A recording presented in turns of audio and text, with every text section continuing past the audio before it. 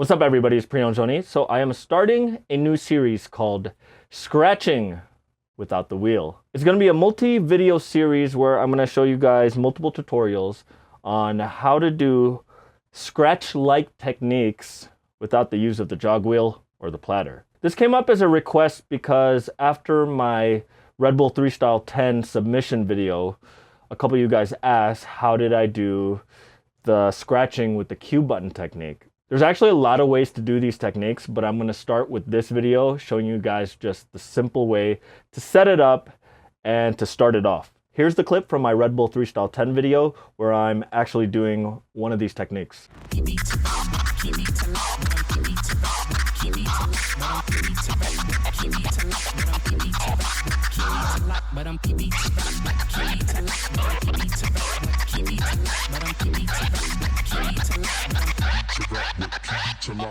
All right, so let me show you guys how to set this up. Setting it up is really simple. So the history on this specific technique, I've actually come across a tutorial on it from someone back in 2006, 2007 when I was on djforums.com. I forgot the name of the person, and since that time, that person has taken the video down. But the initial way of how to do that technique actually stems from this very simple thing that he did. But before we get to the technique, DJs, let me ask you, where do you get your music from? Are you still ripping it off YouTube or SoundCloud? Are you using those YouTube to MP3 download sites? Remember guys, whenever you rip anything from YouTube or any streaming site, you run the risk of having low quality files. And when you play it at a big system, it's really obvious. What you need is a subscription from Direct Music Service. DMS is an online database for working DJs and mix artists. It's the one-stop shop to get edits and remixes of your favorite hits from all the popular genres. Not only does DMS make it easy to find music, but they have this mobile app. So if you're always on the go, on the road, just like me, you can listen, choose your songs, put it on your wish list, and it'll be ready for you on your Dropbox folder when you get to your computer at home. Go to directmusicservice.com today to sign up. So I'm showing this technique to you guys on Serato DJ Pro, and it might be a little different on different software. For example, on Rekordbox DJ, you have to make sure to go in your settings and set the hot cues to gate, meaning when you press the hot cues, it doesn't keep on playing when you let go, unless it's already playing. It's really important to be in a gated mode. I believe right now on CDJs, you can only do gating with the temporary Q button, and it automatically plays when you hit any of the hot cues. It doesn't matter too much which side you choose, but preferably try to choose the side that you actually scratch with. The reason why is so that if you want to do the Q button technique and then switch over to using the jog wheel, you can do that in an instant. But as far as just doing the Q button scratching, you can do it on either side. Now, to decide on which hand's going to do what, it's preferable that you use your dominant hand to be on the Q buttons or the hot Q buttons, and then have your weaker hand to control the tempo pitch slider. I'm left-handed, and when I do scratch techniques, I have my left hand on the fader and my right hand on the jog wheel.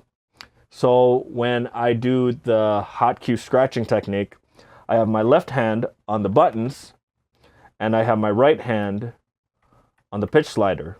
If you're right-handed, I would recommend doing this instead. Left hand on the fader, right hand on the buttons. So now I'm going to load my scratch attack track onto the right deck. I'll give you guys a link down in the pinned comments to this specific scratch track. So right now I don't have any hot cues loaded. And even without hot cues, you can still do this technique. In fact, I used to use a CDJ 800 and I did this technique with absolutely no hot cues way back in the day. So what you got to do is, number one, you got to turn your key lock off. So that way, when you're moving the tempo pitch slider, it will actually change its pitch. Number two, you are going to also set the tempo range to wide.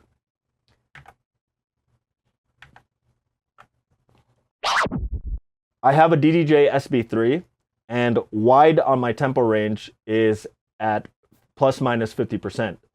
On a bigger controller or a CDJ, you can do up to 100%.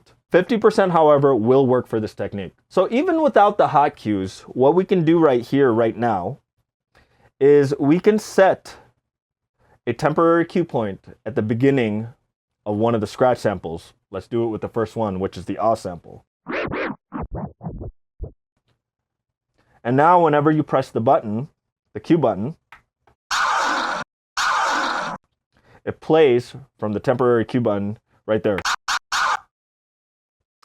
Now, with your other hand, you can totally manipulate the pitch sound as you're pressing the button. Okay? So what you can do is you can do a lot of techniques the same way you would do with a fader. So for example, you can do transformers. Now, whenever I end a phrase in the scratch, you'll notice I always bring it back to about 0. On my controller, there's a click there. So wherever I go, I always go back to 0, or I kind of do like a pitch break, for example. So it's either 0 or slow down. What I don't do is I don't do like a gradual speed up. Like, it doesn't sound natural. You always want to end on a 0 or a slow down. So let's do transformers again.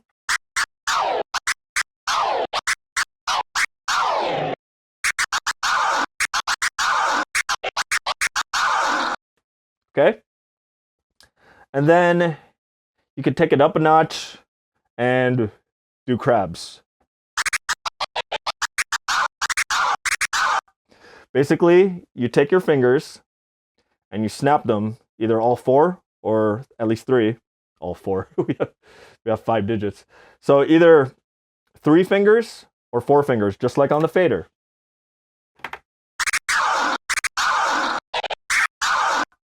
And then you hit it one more time for a 0 or a pitch down. And you could do it in a rhythm.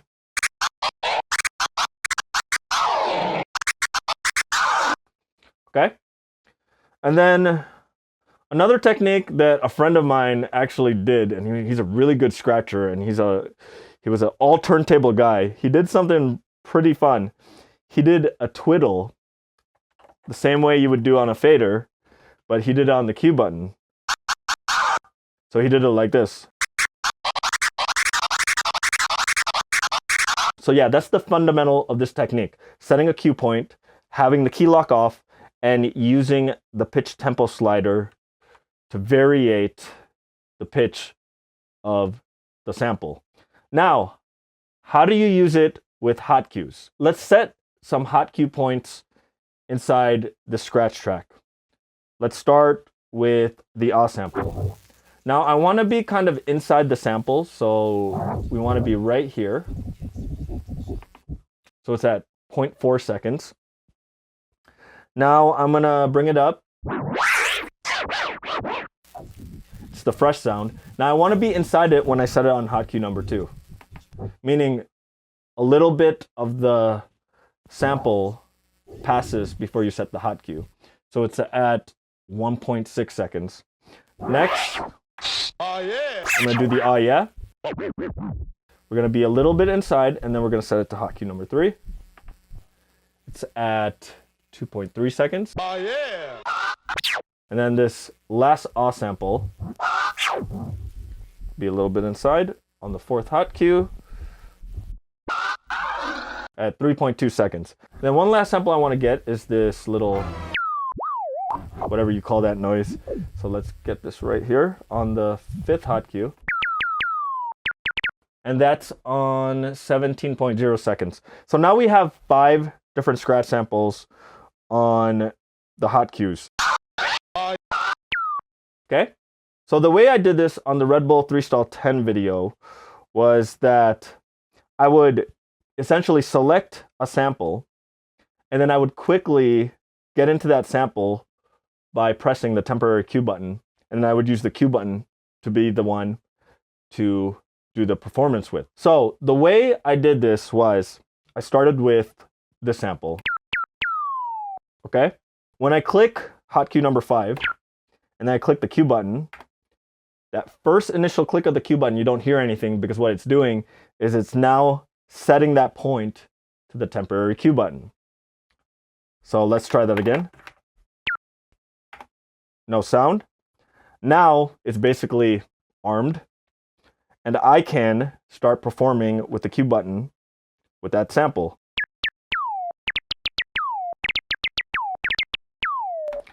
Now when I want to change to a different sample, I set the pitch slider all the way down to 0, so you'll barely hear it, but I'll just gently tap another hot cue button. Let's say hot cue number 1. Then I arm it by hitting the temporary Q button. You didn't hear anything. So now it's armed on hot cue number 1 in the temporary Q button. Okay, so let me show you guys how I jump between each scratch sample.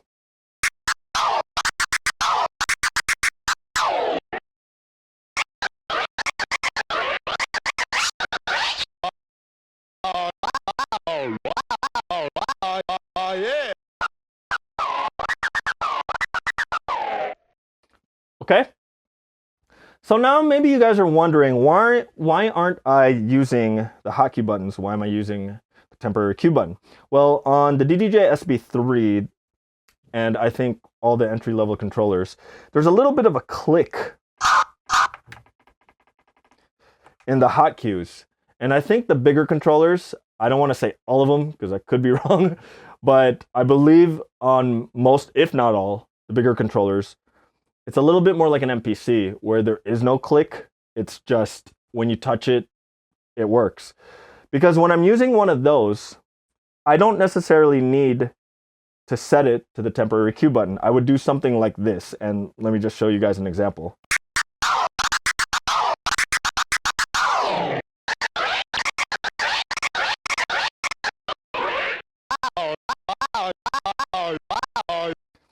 But yeah, a little harder when there's a click to the performance pads. To me, it sounds a little choppy. And to be honest, on the entry-level controllers, it's also hard because they're smaller. Now, a little other something you can do, which I did.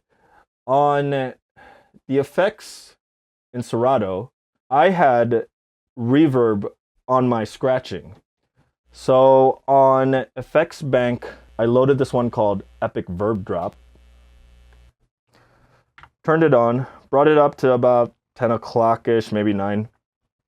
So when I'm doing the scratching, it sounds like this.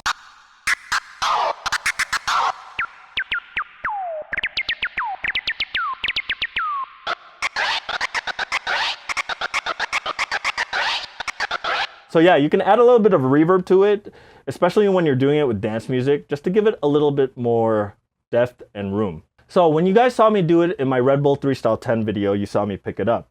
So a couple things to note if you're ever gonna do that with your controller where you pick it up and start performing with it.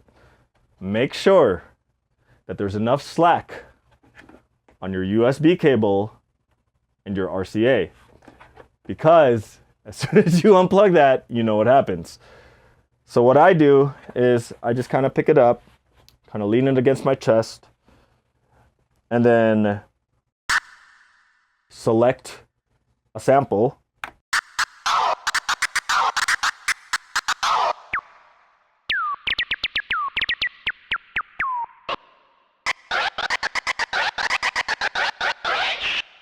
Yep, way easier to do on an entry-level controller. But if you guys want to try that on a DDJ SZ2, I would love to see it. So yeah, guys, let's do this now real quick with a beat.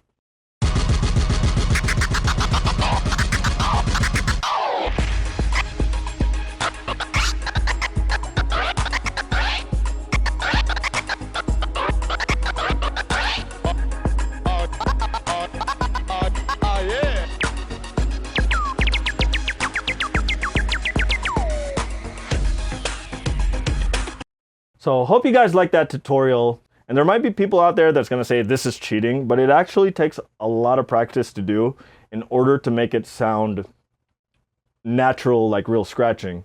And I'm not saying it sounds exactly like scratching, that's not my claim, but I've heard other people try this technique too, and sometimes it doesn't sound as aesthetically pleasing because it doesn't, you know, they're not hitting the zero or doing the pitch down at the end, and it just sounds like somebody hitting buttons. Now in future videos, I'm going to show you guys how I did this.